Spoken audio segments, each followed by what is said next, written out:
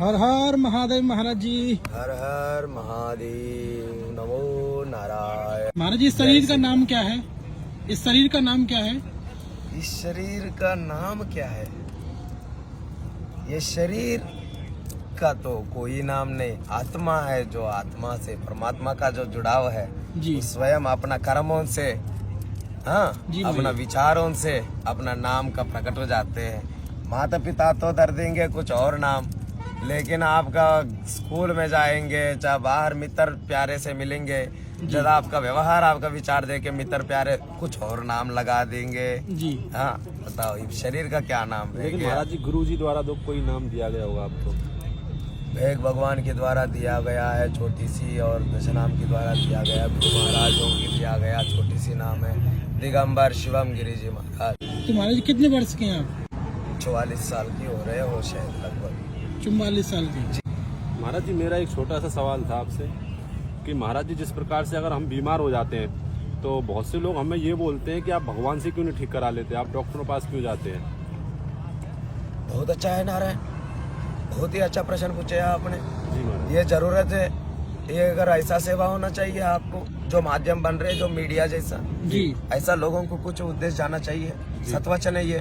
जैसा घर में बुढ़ेरो लोग रहते हैं, हाँ, माता पिताजी लोग रहते हैं, भाईचारा लोग रहता है, अगर कुछ हो जाए, मतलब अपना सनातनी जीवन है, आस्था जीवन है अपनी, सब कहता है अरे कुछ नहीं हुआ, राम की नाम रटो, ठीक है, भगवान की नाम रटो, तुम्हारा आप ठीक हो जाएगी जी जी।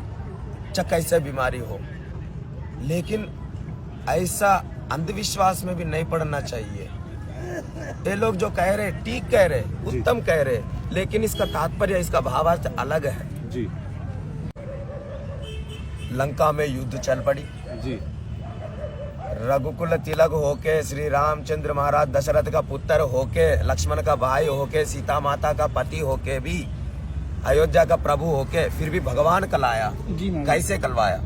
एक इंसानी जीवन से भगवान कैसे बन गया? सकल गुणों से संपन्न होके, सकल गुणों से संपन्न होके, जी। सकल सकल कलाओं से निपुण होके, जी।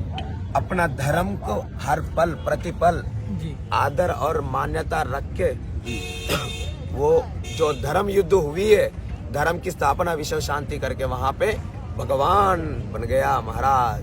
फिर अपना जो समाधान है, जब युद्ध होते होते लक्ष्मण जी महाराज घायलू हो गया, जी। मूर्छित हो गया, मूर्छित हो गए। उसको विष जहर की तीर लगी हुई है, जी।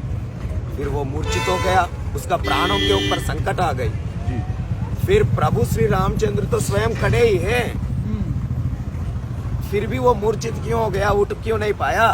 हनुमान जी को क्या जरूरत पड़ी संजीवनी बूटी ले आने का? वही रीति चलते है, जाही विधि रखिए वाही विधि चलिए, सीताराम सीताराम सीताराम कहिए। विधि क्या थी?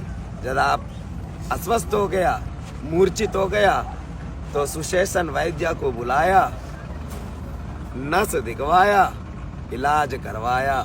बोले हनुमान जी से पुकार मार के बोले संजीवनी बूटी ले आए फलाना जगह से।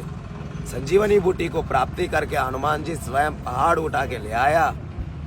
फिर सुशेषण वैद्य को उस बूटी को प्राप्ति करवा दिया। वो बूटी लेते सार लक्ष्मण जी को इलाज करने लग गया। लक्ष्मण जी का आत्मा में, मन में, चित्त में स्वयं राम जी विराजित है। जी। क्या राम जी स्वयं विराजित है वहां पे? इसलिए कोई अयोध्या भी शोभा नहीं दिया बिनु राम का, वनवास चलते गया। जो मन में राम जी रहने के कारण और वैद्य का इलाज होने के कारण वहां पे उनका शरीर स्वस्थ हो गया। फिर वो युद्ध में शामिल हो गया और कल्याणकारी करवा दिया। यही रीति चलते आई है। भगवान का सुमिरन भी करो, और उससे पहले जिस अपन कारण से रोगी हो रहे, उसका स्वयं इलाज भी जरूरत है। क्या हो? उस इलाज करवाना और सुमिरन करना भगवान का, फिर आपका दुख और दिक्कत कभी नहीं होने का। ये हमारा एक संदेश है लोगों के लिए। हमारा भजन करते हैं जो हमारा गुरु महाराजों ने हमको सौंपाए हुए वचन है, ये हमें बहुत ही प्रेरणादायी कर दिया हुए वचन है।